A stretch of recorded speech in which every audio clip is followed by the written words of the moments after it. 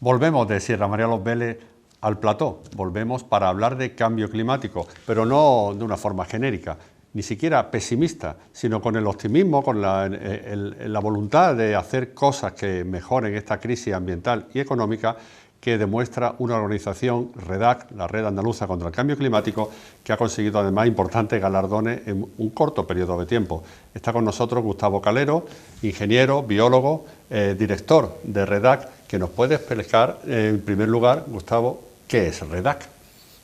Pues REDAC es la Red Andaluza de Lucha contra el Cambio Climático, Es un espacio abierto, colaborativo, en el que cualquier entidad que lo desee puede adherirse, simplemente suscribiendo una serie de compromisos entre los que están, por ejemplo, compartir conocimiento, experiencia, buenas prácticas en materia de cambio climático. Aparte de ello, todas las entidades que lo deseen pueden gratuitamente calcular su huella de carbono gracias a REDAC. Esta es una iniciativa que surge de Hidralia, una empresa como la nuestra, una empresa de gestión del ciclo integral del agua. La idea fue nuestra y la hemos articulado a través de la cátedra que tenemos con la Universidad de Granada. Estamos muy contentos porque en apenas 2 años de vida ya contamos con más de 550 entidades adheridas, de todos los tamaños, de todos los sectores, y recientemente, como decías tú, hemos sido galardonados de una manera triple, no doble. La Junta de Andalucía nos ha dado 2 premios, los más importantes, Andalucía Medio Ambiente y Andalucía Más Social, por esta iniciativa, y aparte el grupo Yoli, junto con BBVA, también nos ha galardonado con sus premios Innovación Sostenible del año. Con lo cual, bueno, para Hidralia, para una empresa como la nuestra, de agua, es un orgullo, una satisfacción, nos demuestra que vamos por el buen camino y nos anima a seguir avanzando y contribuyendo al desarrollo sostenible de Andalucía. ¿Cuál es la situación a día de hoy o qué previsión hay respecto al cambio climático en Andalucía? ¿Hasta qué punto es grave esta crisis ambiental y económica que estamos sufriendo?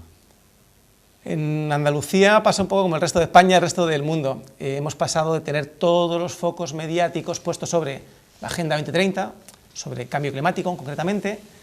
A raíz de la pandemia, pues lógicamente se ha desplazado este interés hacia la parte más social, más solidaria, más de empleo. Es absolutamente lógico. Pero ojo, porque tenemos que tener en cuenta que cuando todo esto acabe y todos estemos vacunados y nos podamos quitar la mascarilla, volver a nuestra vida normal, pero el cambio climático, la crisis climática va a seguir ahí, y es para muchos científicos, como tú bien conoces, pues el problema más importante que nos vamos a encontrar este siglo. Con lo cual es muy importante que todos pongamos nuestro granito de arena.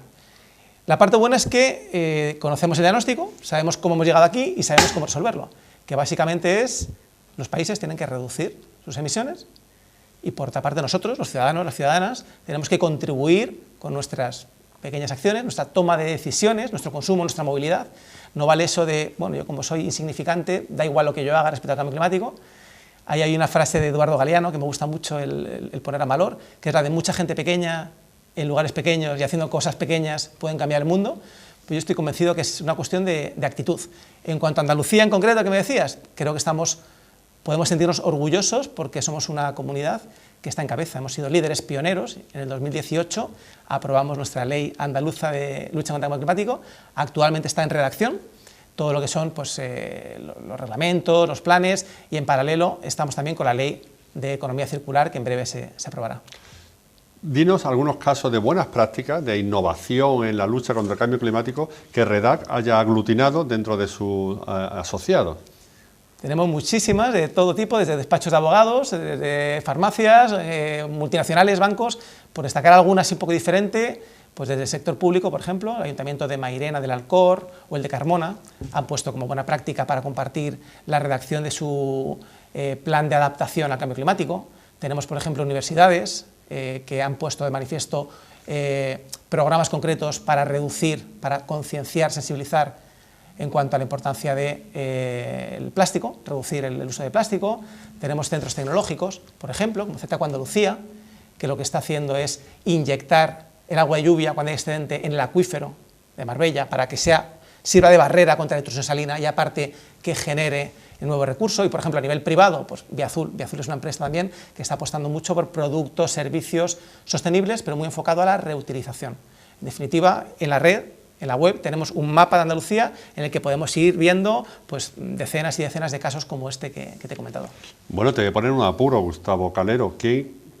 ¿Qué sector, qué entidad, qué ámbito, por no señalar a nadie en concreto, puede considerarse que tira hacia abajo de la media, que está dificultando que se avance en la lucha contra el cambio climático? Yo, más que dificultando, yo creo que todo el mundo tiene la buena voluntad de tirar para adelante. El problema es que las grandes empresas, como la que yo tengo la suerte de trabajar, tenemos medios, tenemos recursos, con lo cual es un poquito más fácil.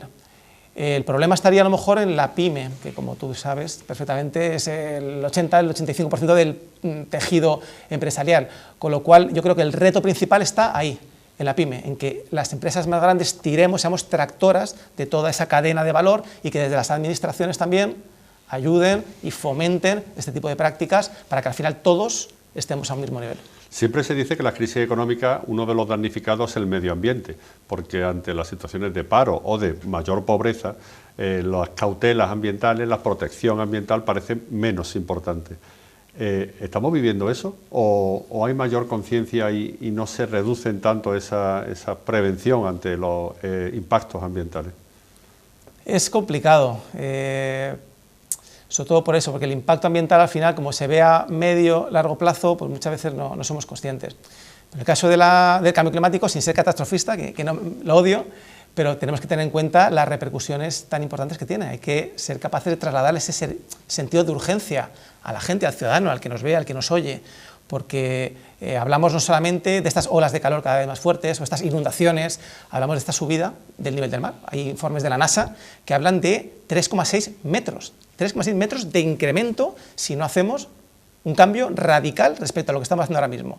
¿Por qué? Porque se va a derretir la placa occidental de la Antártida y eso supondría algo así como que Miami, pues el 72% de Miami quedará inundado, o el 22% de Nueva York. Es decir, que no es ninguna broma, más allá de todo lo que supone de refugiados climáticos, de generación de crisis bélicas y todo lo relacionado con estas crisis climáticas, con lo cual, importante la parte económica, pero también todas las demás.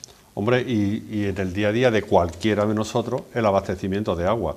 Va a haber una escasez mayor del recurso, el recurso agua, que aunque las desaladoras pueden hacer su trabajo, no va a ser suficiente y sería además una factura importante en el recibo si solo nos abasteciéramos de desaladora. Y para ti y para tu empresa, expertísimos en el abastecimiento de agua, el cambio climático debe ser un elemento vigente en los planes de trabajo y en la prospección de futuro, ¿no?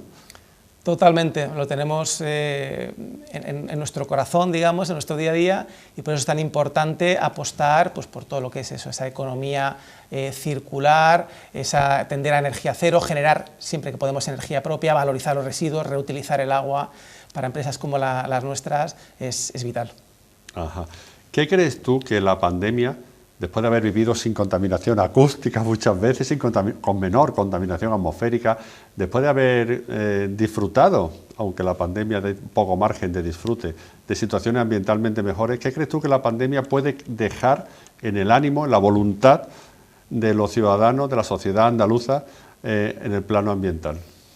Imagino que cada uno tendrá su visión, pero yo creo que ha quedado claro, por un lado, la importancia de mantener el equilibrio ecosistémico, fundamental, la biodiversidad, porque si no vamos a salir de esta con las vacunas, pero vamos a volver a tener nuevos problemas, nuevos virus, Entonces, equilibrio ecosistémico, hay que luchar por él. Importancia del agua, en segundo lugar, yo creo que ha quedado clarísimo que el agua es un elemento básico. ¿Qué habría sido nosotros si no hubiéramos tenido ese agua para abrir el grifo y lavarnos las manos o para tirar de la cadena? Entonces yo creo que ha quedado clarísimo y ahora lo estamos viendo con el análisis en aguas residuales, esas detección, alertas tempranas que hacemos en aguas residuales para poder ver si existe un riesgo epidemiológico en una zona concreta de una ciudad. Es decir, el agua es un vector clave.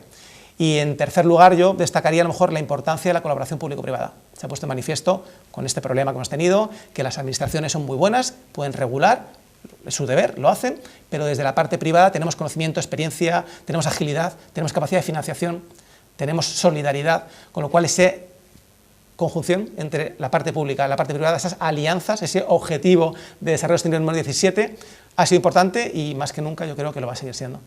Oye, Gustavo, ¿tú cuando vives un fenómeno de cuñadismo, cuando alguien en una mesa familiar o de amigos niega que exista cambio climático u otros elementos que la ciencia tiene más que demostrado, ¿qué haces?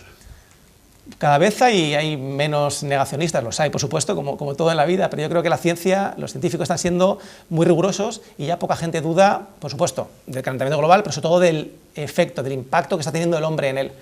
Con lo cual, yo creo que la clave es mucha formación, mucha sensibilización ambiental, llevar a estos niños, a los adultos, a las instalaciones para que vean los problemas que genera el cambio climático. Y lo bueno que tenemos es que Europa se ha puesto a la cabeza de todo esto, que China, que estaba de perfil, también, hace un par de meses ya han anunciado que se unen, un compromiso al 2060 para ser neutros también, y supone un 30% de la contribución a los gases de efecto invernadero globales. Y luego Estados Unidos también, una buena noticia, que con la salida de Trump pues también han vuelto a la buena senda de la COP21, con lo cual yo creo que hay que ser optimistas en todo esto. Hombre, hay que serlo. Nuestro anterior invitado nos ha llevado a Marte porque un físico que ha colaborado en la misión del Perseverance, yo espero que no terminemos viviendo en Marte, ¿no? No va a ser necesario. Si cada uno hacemos lo que tenemos que hacer y contribuimos, estoy absolutamente convencido, porque tú has dicho anteriormente, porque la naturaleza nos ha demostrado también que es agradecida y que cuando empezamos a hacer las cosas bien, se reduce la contaminación, los ecosistemas se expanden, vuelve la biodiversidad, con lo cual yo estoy convencido de que, aunque es grave lo que tenemos a medio y largo plazo, estamos todavía a tiempo para corregirlo. Muy bien, Gustavo Calero, director de REDAC, la Red Andaluza de Lucha contra el Cambio Climático, muchísimas gracias por tu presencia, por tu trabajo, por tus aclaraciones.